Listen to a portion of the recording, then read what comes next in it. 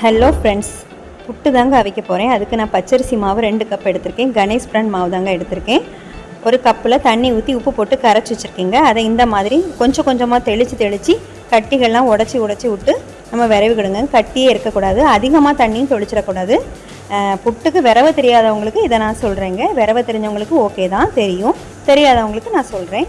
அதுக்கப்புறமா இந்த மாதிரி கொஞ்சம் கொஞ்சமாக தொளிச்சு இந்த மாதிரி அழகாக பிறுபிறுன்னு விரவி எடுத்துக்கலாம். அதுக்கப்புறமா தேங்காய் துருவி வச்சுருக்கீங்க.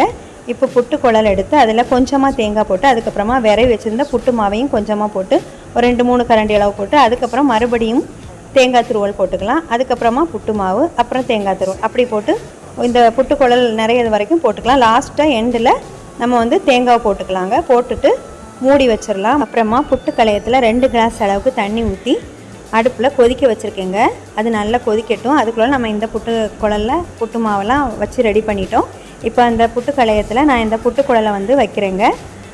வச்சு ஒரு 5 நிமிஷம் இல்லைன்னா 10 நிமிஷத்துக்குள்ளே சூப்பராக ஆவி புட்டு வெந்து வந்துடுங்க. வெந்து வந்ததுக்கப்புறமா நம்ம புட்டை எடுத்துடலாம்.